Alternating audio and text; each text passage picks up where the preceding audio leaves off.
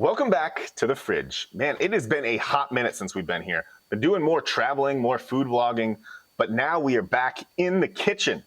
If you're new to the channel, I'm Jim. This is Doesn't Pay Full Price, where we make restaurant quality food on the cheap. And we're making something that I'm really excited about today. It takes me all the way back to the food truck days.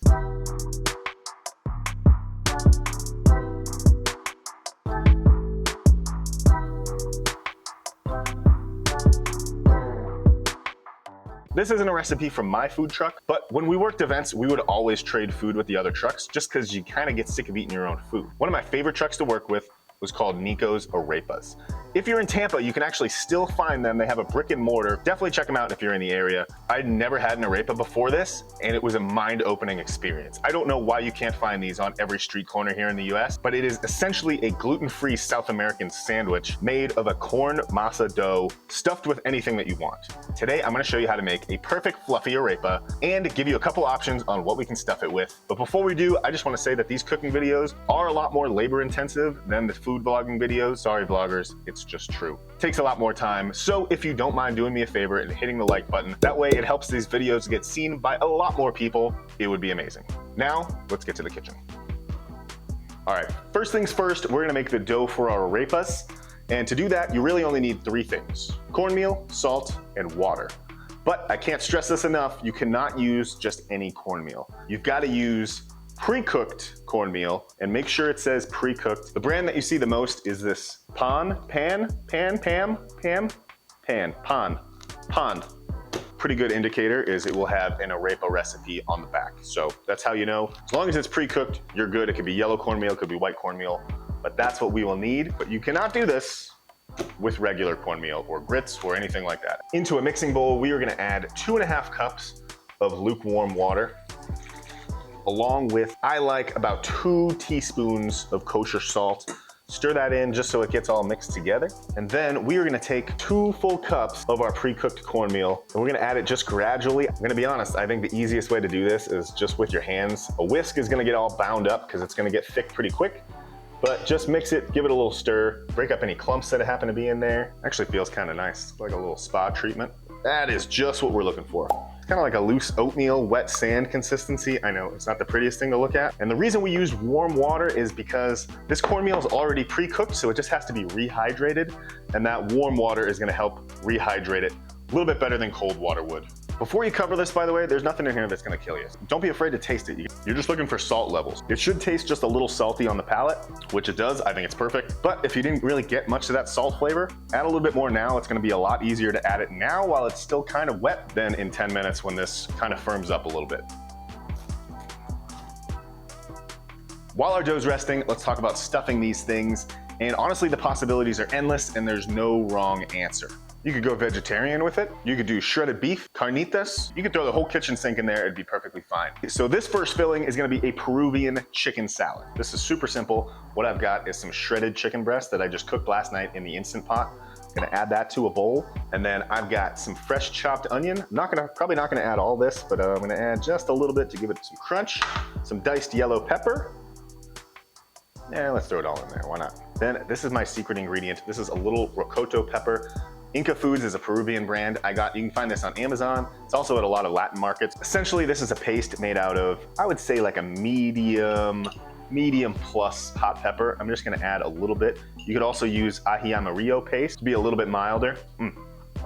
Yeah, just adds a little bit of spice. Ooh. Damn, that's spicier than I remember. Nice. Normally you'd add a ton of mayonnaise to this. I'm trying to be a little healthy, so I'm gonna add just a tablespoon or so of mayonnaise. Then we're gonna give it a little bit of lime. Damn, I might have made this too spicy for Ashley. Well, we'll see. And make sure you're rolling your limes before you cut them. You gotta get those juices flowing, you know? It's always easier to add than it is to take out. So I'm gonna start with the juice of half a lime. Don't forget to season it. We also need some salt, a good amount of salt, and some fresh cracked pepper. If you had garlic or garlic powder, you could throw that in there. Give it a little stir, mix it all together, give it a little taste. Nice. We will just cover this, let this chill out in the fridge till we're ready to use it. And if you want one of these bowls with the lids, the Amazon link is in my description. All right, so 10 minutes has gone by and our dough is nicely rehydrated, as you can see here. Still nice and soft to the touch, and we're ready to portion out some of these arepas. So to portion these out, we're gonna lightly grease a cooking sheet. You could use parchment paper, and then we're gonna portion this into 8 equal portions. We're gonna use a knife and just give us a rough guideline. So we'll go down, turn it, go half again, and then cut each of these quarters in half, like so, yada, yada, yada. And there we go, 8 pieces. I'm using a little spatula, but you don't have to. Just gonna scoop out a portion about yay big. In between each ball, you might wanna wet your hands so it doesn't stick, but this is exactly what you're looking for. We're gonna flatten these out into a disc about the thickness of your pinky. That's a good estimate here. If you wanna go bigger, you can. Make sure you don't go any thinner because we are stuffing this, so you wanna give it at least a little thickness to cut in half.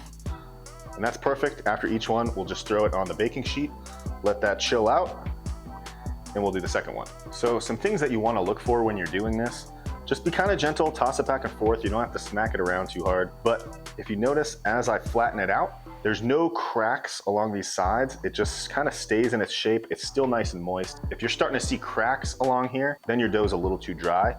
So just go back, add a little bit more warm water, let it sit again, and you'll be fine. But this is the perfect little arepa. Remember, there's no yeast, there's no baking powder, there's no leavening agent in here, so just know whatever shape that you form this in, that's the shape that it's pretty much gonna stay in through the entirety of its little arepa life. I'm gonna make one that's a little bigger. It's gonna be about 1.5 sizes of the normal arepa, and I'm gonna show you why towards the end here. So once we've got all these done, they don't have to rest, they don't have to rise, it's super easy.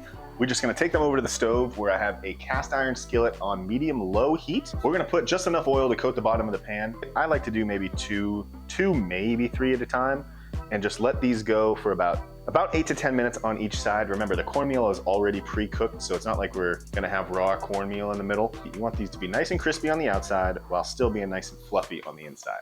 You know, you're gonna be tempted to rush these, but don't do it. I've done it before. Some things just take a little time. Smells delicious, crispy golden brown on both sides. I normally have a little draining rack, but I can't find it, and I don't have any paper towels. I'm very ill prepared for this. So we are just gonna put it right back on our original baking sheet. It'll be totally fine. Now that our pan's nice and hot, we can just cook the rest of them. Saved it just in the nick of time. You're gonna wanna let these cool down a little bit, but not all the way. We're gonna wanna cut a little pocket in these, but you're gonna wanna do it while it's slightly warm. If they're totally cool, the inside gets a chance to kind of coagulate a little bit, and it makes it a little bit more difficult. So, uncut arepa. Nice, delicious, not too hot. I like to go right smack dab in the middle, push down. You don't need a serrated blade. You could use any kind of knife you want. And then just leave just that last little bit attached. Pocket, boom. And here we have our arepa just begging to be stuffed. Not gonna make a joke. I'm just gonna leave that there. Hold on, we're not done yet. Yes, we have 1, 2, 3, 4, 5 amazing arepa pockets ready to go and ready to be filled. But what about those slightly bigger arepas from earlier? Well, I've got them right here, and we're gonna do something just a little different with these. But for these slightly larger arepas that we set aside, we are gonna stuff them. With what, you may ask? I've got some mozzarella cheese. You could use queso fundido. You could use any good melting cheese you want. I like mozzarella because it's cheap and it's tasty. I also have some frozen corn and cotija cheese. You could use queso fresco, any kind of crumbly cheese, whatever you want. Start off by flattening these out just a little bit thinner than the other arepas we did because we need to make room for all these fillings. So on each one, add about 1/4 cup of your mozzarella cheese. Then take frozen corn, you could use fresh corn, whatever you happen to have. Add about 1 tablespoon to each one. And then right in the middle, we're gonna pile on about 1.5 tablespoons of our cotija cheese, just like this. And now comes the tricky part. We're gonna have to try to fold this all together. Use that parchment paper or baking mat to your advantage and kind of help you get that first side folded over. And then we're just gonna kind of fold every other side into the middle. Just like this. It doesn't have to be perfectly sealed. We're not making a ravioli where it's gonna bust out and really ruin anything. And pick it all up and then just kind of toss it around in your hands. It helps if you get your hands a little wet before you do this so nothing sticks. And then if anything kind of opens up, just pinch it shut. It'll be totally fine. And flatten it out to about, I don't know, 1/4 inch, 1/2 inch thick. Then we're gonna cook these just like the rest of them. So throw them into a cast iron skillet, medium-low heat for about 8 minutes on each side. This is nice and perfectly golden brown on both sides. Now we build. I'm gonna add just a little bit of mayonnaise. You could also use butter. This is just gonna help it not get really soggy. And then take a big heap and scoop of our chicken salad, put it right on the bottom there. I like to add a little bit more cotija cheese, and then I made a little jicama slaw with just jicama and cabbage, dressed it with a little bit of lime, and take an avocado, make a couple slices, throw those right on top, a little bit of extra lime just to help the avocado keep its color, and there is your chicken salad arepa.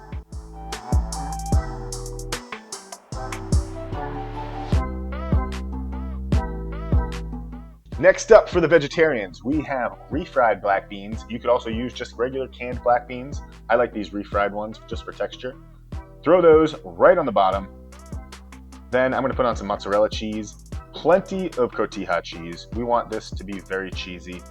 Then a couple slices of avocado, just like before. This is not rocket science. I like to throw on some chopped onions just for a little crunch.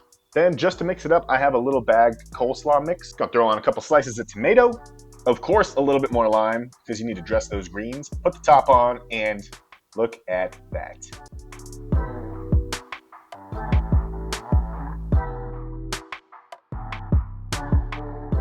Finally, let's try these out. Let's see if I can get a good old-fashioned YouTube cheese pull.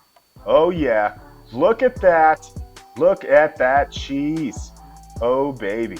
The outside is perfectly crispy, crunchy, and then the inside is just really light and fluffy. Just the right amount of cheesiness. I would dip this in a little hot sauce, but it makes a perfect little snack or appetizer. So good. Next up's the chicken salad. Chicken has just the right amount of heat, good crunch from that slaw. That is a messy boy. That is good. That might be my favorite. Oh, you get a little creaminess from the avocado, and then that vegetarian one. All three are so good, it's so hard to choose. I tried to make this and failed so many times. This is by far the best recipe I found. It is perfect. Try to make this at home. If you do, drop it in the comments. How did it come out? What was the best arepa filling that you've ever had? If you enjoyed this video, please hit the like button. If you've made it this far, please consider subscribing. It's a lot of fun. Also follow me on Instagram at doesn't pay full price. I will see you in the next video.